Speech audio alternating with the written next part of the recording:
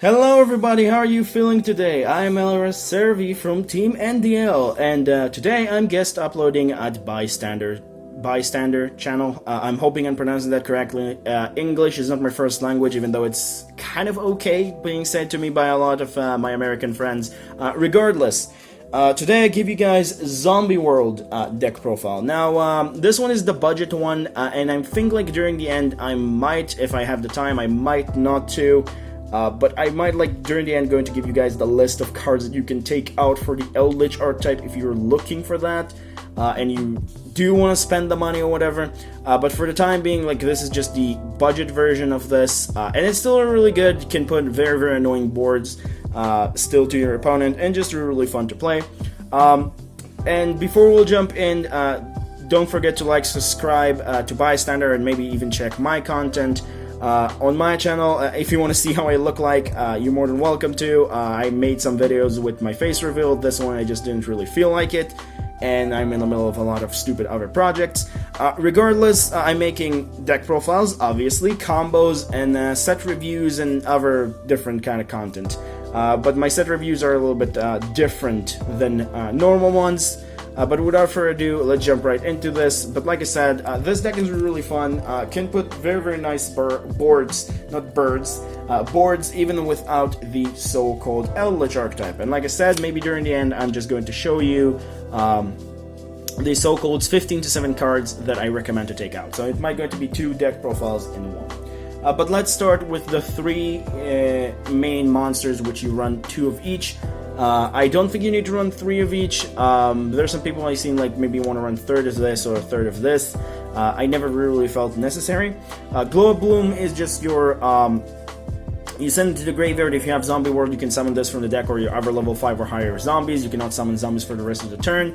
So if it's sent to the graveyard, you can banish, either add a zombie level 5 or higher to your hand, or, if Zombie World, like I said, you summon it. So that's really cool. The goal is to get him to the graveyard, but it's not really that necessary, because even getting this to the graveyard is just enough, because during the standby phase, this guy, if there is a card in the field zone and this card is in your graveyard, you can special summon it, and, in defense position, and it's just really cool.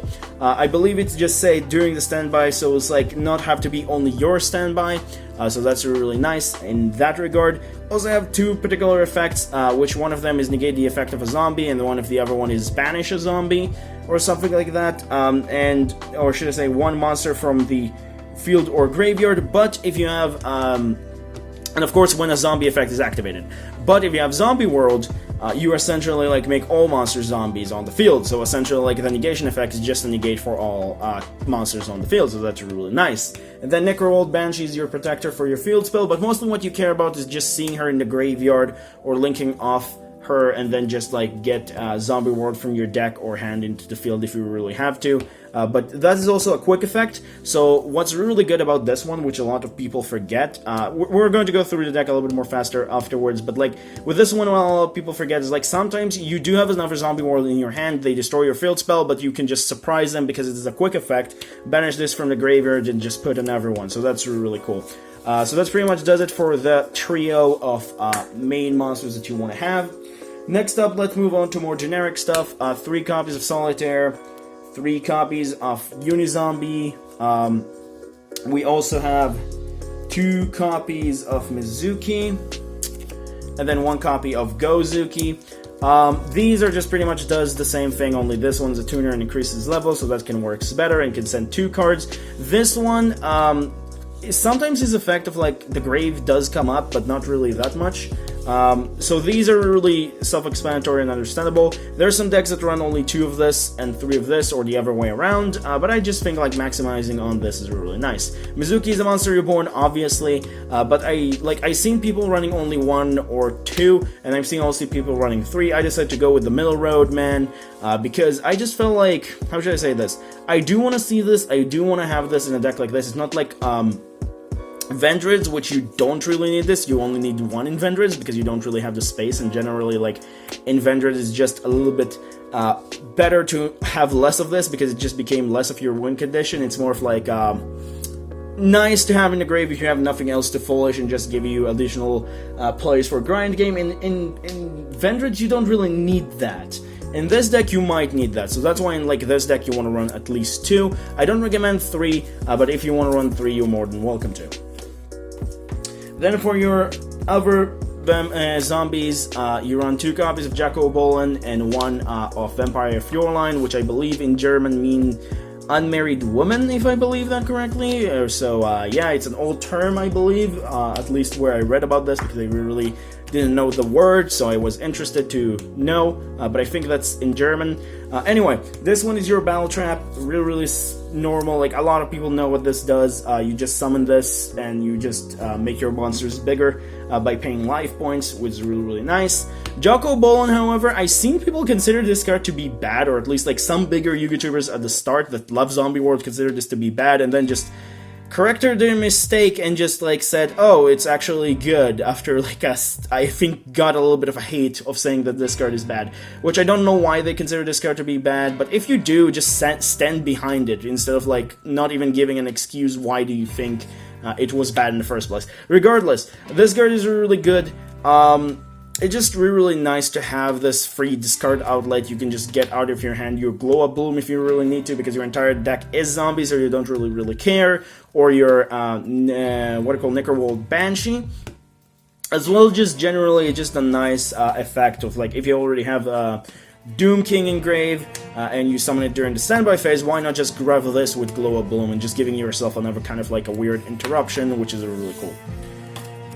So that's pretty much does it for the monsters, except from the last one, which is, of course, 3 Ash, because it's a hand trap, and also another thing is that Doom King can also negate hand traps, some of them that are zombies, even if they're not, you not have Zombie World. So yeah, that's really cool. Ash Blossom is pretty self-explanatory. You could run another hand trap, but I just think like Ash just fits for the deck perfectly. Then for the spells, yes, I am going to start actually with Super Polymerization first, instead of Zombie World, because I feel like this card is kind of like your halfly your win condition in the deck in a way, because this card essentially, like, I do like to run maybe in the side like additional zombie options of like what do you call, not zombie options, but fusion options, because you could use this as an interruption and it help you to break your opponent's board if your force is going second. But just generally, this card, like I said, is either an interruption or break your opponent's board. You can summon other things except from this guy if you place cards in your extra deck a little bit more. But I do like this card quite a bit. It's just really stupidly annoying. I love this card. I'm really happy that it's back at 3. I'm not sure if the most healthiest thing to the game, but I just really like the card. Then for your field spells, 3 Zombie World and 1 Terraforming, obviously. Zombie World is really good. Your opponent can also not tribute stuff. They can still Nibiru and Kaiju you, so do keep that in mind. However, they cannot Lava Golem you or, what are they called? Sphere Mode you, so do keep that in mind as well. Like, they can do that, and it's treat every monster in the field and graveyard as zombies, so that can also work to your advantage if you're trying to banish stuff. So that's really cool. And of course, like I said, Super Polymerization really worked with this particular Zombie World spell, which is really nice. Then 3 Called by the Grave. We don't want to get hand trapped. Then for our utility spells, 1 Card Destruction, 1 Foolish Burial, and 1 Monster Reborn. This is actually a weird lineup, maybe. I might maybe recommend if you have the budget to, but you still don't have the budget for Eldritch, which I don't know why we don't have the budget for both, but regardless, maybe you want to switch some of the cards to be Pot of Extravagance. It is going to get a reprint pretty soon in Toon Chaos. Regardless, I like Card Destruction. It sometimes unbrick your hands. It sounds weird, like maybe even taking a risk, but like, I don't know, you do like your zombies effects in the graveyard. Like, sometimes you can have your hand having like a Glow Up Bloom, Solitaire, Mizuki, and just 2 other useless cards, so it's like helping you just dump them, get a fresh hand, and even if your opponent like stop you to getting a fresh hand, like I said, like if I mentioned like good zombies enough, you can just get value back. But yeah, it could be a little bit risky, so I might recommend to maybe running something instead of Upstart Goblin, but like for the time being, it's actually really proved to be nice and useful. that's pretty much does it for the spells. For the traps, you run 6. You could change one of the traps, which is the other one, to something else if you want to, a hand trap or another spell or a monster. But for this one, I think it's pretty self-explanatory. Free Rivalry of the Warlords. Right now, I think it's actually better than it was before, because back in the day, like, there were just specific types decks. There's still some around, don't get me wrong, and sometimes this card is worse than goes in match, but it's depending on the deck that you're playing against, and it is really bad against decks like DDDs, but like, there are a lot of decks that it's actually started to be a little bit better against, like even Invoked Shadow, because like, it does force them to only like summon one monster, because their extra deck monsters have different types, so that's really good against them, so I really like this card. And then lastly, sorry for the camera movement, probably just bump into it if it's moved for you guys, sorry about that. 3 copies of Judgment. I like Judgment. You can run just any other hand trap if you wish, or a draw card, or a Lure of Darkness, or Upstart Goblin, or whatever you want. I just like 3 Judgment, I felt this is really nice. You could also find like maybe a way to make your link monsters a little bit more consistent if you want to kind of like go into the route of like you're trying to go more into the extra deck. But this is trying to be a little bit more on the budget side, so 3 Soul and Judgment just felt really nice as a disruption. Can also be Cosmic Cyclone, you know, just think about this. This is like your replacing card for anything else that you can feel can be placed instead. So that's pretty much does it for the main deck. Now we'll move on to the extra. 2 copies of this guy. You could get away by running 1 and then like running, what is his name again? Starving Venom. Stuff like that, but I just like really like the option of having 2, just in case of grind games and stuff like that, so that's really nice. We also run 3 essential Shiranui's synchros: Sun Saga, Shogun Saga, and Squire Saga. These 3 are really good. This one will just help you sometimes to pop a card and just boost your monsters, is just really nice. Shogun Saga is just a nice OTK enabler, and Shiranui Sun Saga is just like for really late games. And don't worry, I didn't damage the card by doing this. But anyway, it's really for that, and like when you got your synchros engrave and banish, and just like you bring this on the board and you have like enough resources to do that, you bring this on the field. It shuffles everything back for later plays if it's going to go still there, and then you just pop up to 3 cards because you also run this guy, which is also another OTK enabler, but the level 7, because sometimes you do need the level 7 and not the level 8, so yeah, it's just giving you the ability to do that.